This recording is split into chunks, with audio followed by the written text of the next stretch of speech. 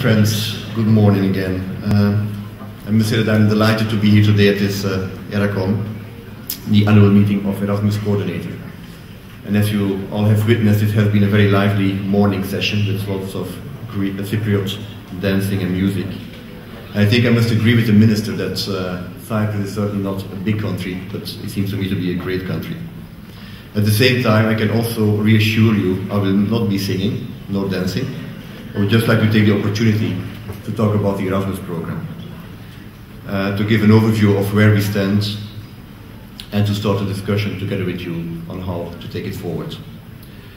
So, to this end, I would like to touch upon 4 different aspects. First, some facts and figures. Secondly, it has already been mentioned this morning, but yet I would like to mention it again. Why is mobility important?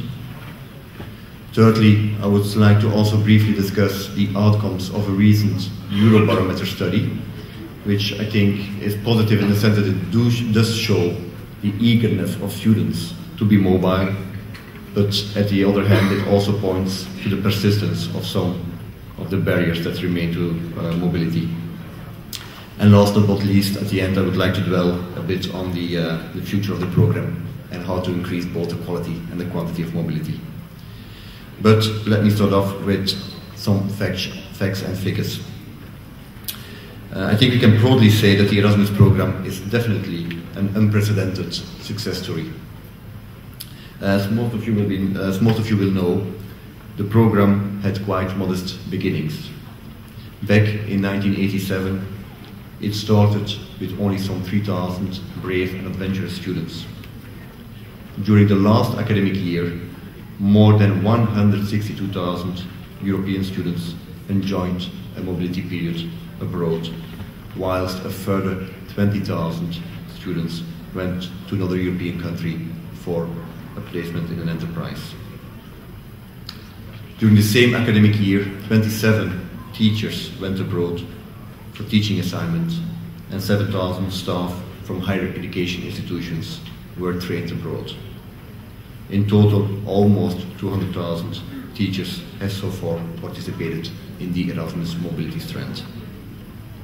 And nowadays, around 4,000 institutions do participate in the Erasmus program. And also, its geographical scope is expanding. Croatia and the former Yugoslav Republic of Macedonia will join later this year, whilst Switzerland is in the starting blocks to become the 34th participating country next year. But needless to say, Erasmus is about much more than just student and staff mobility. It is about promoting cooperation between universities and between themselves and enterprises in order to help European higher education institutions to modernize.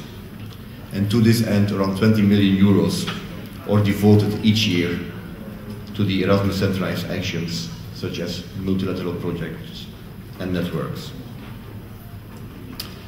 But let us now look at some of the trends. The positive message is that Erasmus is still growing. However, the growth rate is decreasing rapidly. If we would only consider mobility for study, so leaving apart placements, we witnessed in the past an annual growth rate exceeding 8%. Nowadays, the growth rate is a mere 2%, and the trends suggest that it will decrease even further. Even more worrying is the stagnation and even decline in some of the participating countries. It's in fact only student placement that saves us from losing face. In the 2007-2008 academic year, we counted 20,000 Erasmus students for placement, which compares favorably to the previous year, when there were 14,000, and during that year this was still a Leonardo da Vinci action. So if we add up Erasmus students' mobility for study and placement, we achieve a growth rate of less than 4%, whereas we would need a steady increase of at least 8% per year in order to achieve the 3 million goal of student mobility by 2012. And this can also be seen on the following slide. you can see that the growth rate, so the blue one is the student mobility for study, blue one, the growth rate is decreasing, and the increase in the 2007-2008 academic year is purely due to the fact that we have included for the first time the Erasmus activity of student placements. Without that, there would hardly have been any growth at all. Let us look at the countries. As you would expect, mobility is still increasing, but only in 19 countries. It is stagnating in one country, and there are not less than 11 countries where Erasmus participation for study mobility is actually decreasing. And in 5 out of those 11 countries, the decrease is higher than 10%. So for us, it's really a kind of a wake-up call. And the second slide I would like to show you is the imbalance between incoming and outgoing students. There are actually only 3 countries where the number of incoming students more or less equals the number of outgoing ones. As you can see, I mean, it doesn't come as a surprise, but as you can see, it's particularly the northern and western European countries where there are more incoming and fewer outgoing, and the eastern, central and eastern European countries where you have more outgoing and incoming student mobility. But before addressing some of those challenges, I would like to just spend a few minutes on the question, why is mobility important?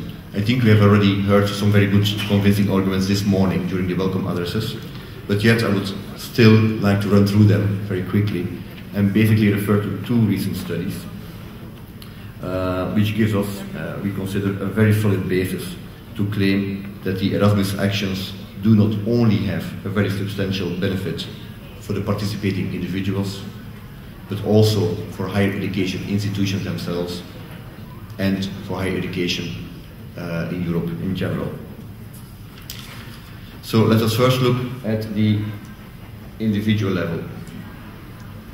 I mean, all of those things will sound very familiar. I won't dwell on this for very long, but it's very obvious that a mobility period abroad does increase the soft skills of youngsters. They become more adaptable, more flexible. And in particular, I think some of the skills that companies do value enormously are the language skills, but also intercultural competences. And these happen to be precisely the competences that mobile students do acquire during their mobility period. I could show you 2 slides. This one is basically the perception of Erasmus students themselves. So they were asked, how do you compare your competences in relation to your non-mobile peers, so the non-mobile students? And what comes out is that obviously they consider that, for example, language skills they are much better at, knowledge of other countries they know better, intercultural competences they are better off, and in short they do consider, Erasmus students themselves do consider that they are better prepared to enter into the labour market. And this finding is confirmed by another survey, which in fact looks at both the point of view of the students and the point of view of the employers. And they were asked to rank a number of recruitment criteria. And as you can see, a study period abroad does rank quite highly.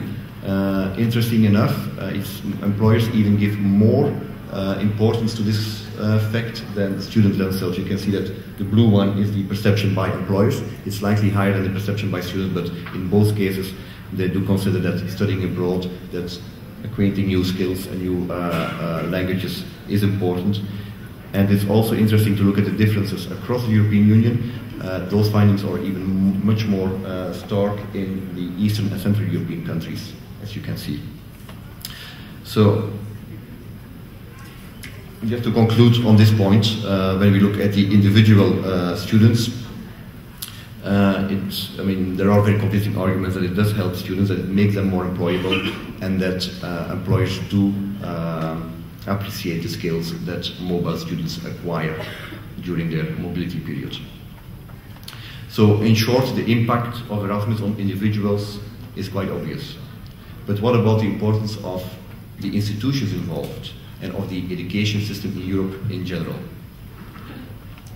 And there today, I think we can say that the program has had an impact that went way beyond what would have been imagined 22 years ago.